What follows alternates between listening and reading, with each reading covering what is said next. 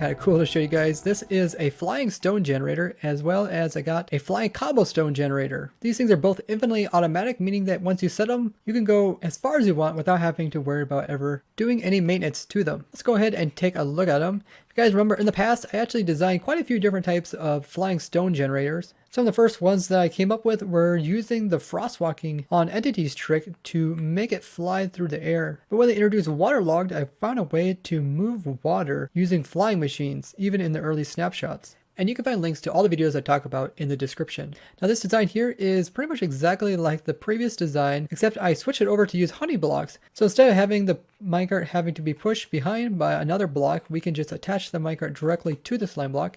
Let's go ahead and give it a try. If you hop in here, you have to run these things in survival for your lava bucket to work. All you have to do is AFK and hold right click at this angle right here.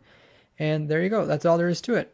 And you just keep some weight on your mouse, and when you come back, there'll be an extremely long cobblestone path behind you. And we've used this quite a bit on the Protech SMP server to make extremely long paths in the world.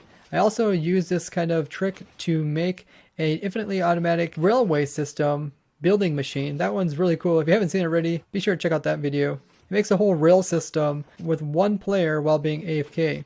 You can go ahead and stop it, and it's ready to go whenever you want to take off again. Now the reason why we have the player sitting in a minecart rather than just making the player stand on a honey block and place in the lava is that even with honey block stickiness and moving entities, there is a chance that the player will clip off of it on servers and fall to the ground. So just to avoid that, we had the players sitting inside of a minecart, which is kept track of very well by the server, unlike the players. Now you might not even see the water where the cobblestone is being generated, but it's actually a waterlogged stair way inside of here.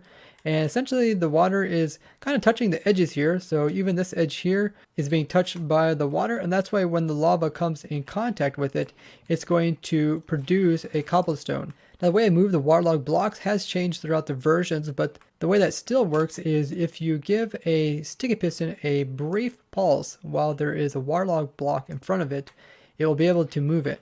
So if you do a slow pulse, it will remove the water, but if you give it a very fast pulse, the water will stay there. So there's water right here, it's still there. Now this only goes with pushing. It doesn't matter if you pull fast or pull slow, you will also lose the water. It has to be a stick piston, it can't be a normal piston. This will cause the water to be lost as well. So keep that in mind if you want to make any adjustments to this fly machine. This is a cobblestone one.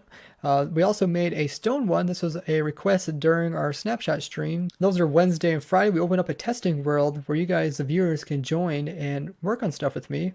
And this is one of the things that we built during a stream a couple days ago. And this one can actually do stone. So to make cobble, you want the lava to come in contact with the side of the water in order to make this. But with stone, you want the lava to come in contact from above the water. So we're going to put lava right up in here. It's going to come in contact with this water. And it's not going to convert the lava source into obsidian, but instead is going to convert the bottom piece into stone. So this is flowing water here. And let's go ahead and give this one a try. Once again, you have to go into survival. You aim about right here and just hold down right click. And yeah, you can see how it works. We got lava, and it takes a little bit of time, but it's going to convert that water source, which is directly below it, into stone.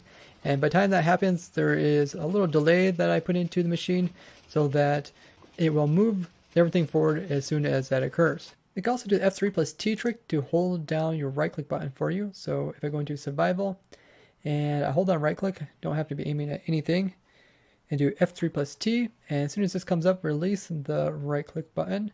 And now I'm going to automatically have it held down. So now all I have to do is aim at the top of the stair, and I don't have to hold down any buttons whatsoever. So it's a kind of cool little trick you can use in the newer versions to hold down buttons. So you can go ahead and stop this and it is ready to go once again. So even though you can't move lava with the flying machines, you can have the player hold lava and kind of move it along. So lava actually doesn't move at all with the flying machine. The machine moves forward and the lava source will come in front of the player. So notice how I aim at the back of the stair here. I'll place the lava there. The whole machine moves forward, including me. And since I'm right clicking, when the player moves into the lava source again, I pick it up and then I place it up against the stair in the background again.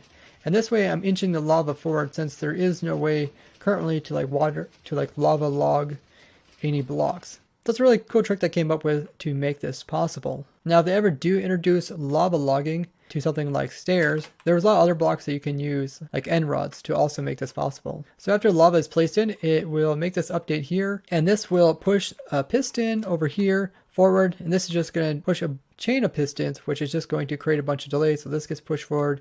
These all start pulling their segments backwards. At the very end, it will pull the player as well as this piston forward. And when this piece moves forward, what's going to happen is there's an observer here, which is going to power this for a very short period, allowing this to push the water forward, as well as some other blocks, which just keep it from making a mess down below. And it's kind of a funny safety system, since the observer is pointing upwards. It'll only work if there is a block here. So if you happen to run it and there's no block here, it'll just automatically stop itself. Now in the older design, I just had the observer pointing sideways into a slime block, but we can't do that if we're choosing to build this out of honey blocks, which I did. As honey blocks are really cool, but they are definitely not necessary for this build. You could build either of these out of slime blocks if you just secure the minecart with like a trap door. And I also put in a little water capture, so even if this block hasn't been put in yet, the water will still be captured here and it won't make a mess underneath. So there's a few extra little blocks around the bottom here just to keep in the water. And even when the flying machine is moving, the water doesn't make a mess either. Now there's another kind of cool trick that you can use to kind of keep water from spilling out.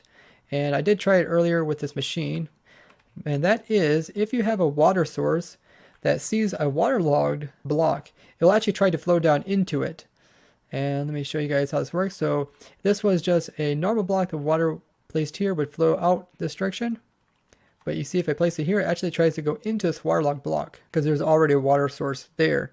But if this was a non-waterlogged block, notice how the water just flows out there. So it's kind of a cool little trick you can use to try to keep water from flowing in some weird positions. Now if you put the stairs like upside down and waterlog them, notice how there's no surface area even showing. And you place water here, the water is going to kind of ignore it and flow outwards. So it has to kind of be exposed to it. So if I go ahead and update this water again, it should stay in there. Yes. Now I didn't add this little trick to the machine just because you end up having to push two water sources, which makes it actually more complicated because each of them have to be pushed by a sticky piston that is briefly being pulsed. It's a little bit easier just to make a small cradle to hold the water from escaping. So if you just want a small machine and a kind of rugged path, you go ahead and use this one here. But if you want a nice smooth path, you can go ahead and use this machine. Now these are really nice if you make long rail systems, either like in the overworld or in the end dimension. Obviously you can't use this in the nether dimension, but oftentimes in the end dimension you are looking to make paths kind of going out away from your different portals into the outer end islands. So this would be a cool way to do that. If you want to, you can also connect this with the flying rail machine that I made for you guys in the past, and between the two you can actually make a rail system automatically while being AFK. Now I haven't got around to actually combining the two for the newer version, so I don't have a like cobblestone generator plus rail builder all in one for one player. I'm still working on updating that from the older version.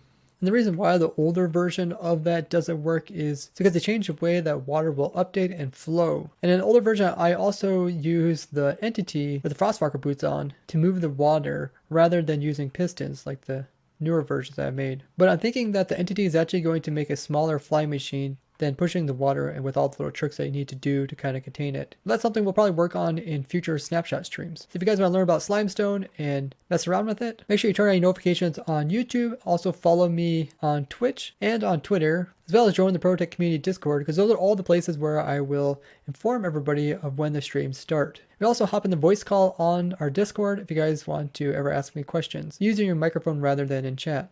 I hope you guys really enjoy these two little fly machines. And make sure to go ahead and like the video as well as share this with other Minecraft enthusiasts so they can learn about all the cool things that can be done with fly machines in vanilla survival Minecraft. And if you guys have any other ideas how these could be used, let me know down in the comments. And I'd like to thank you guys for watching, and I'll see you guys in the next one. Bye bye!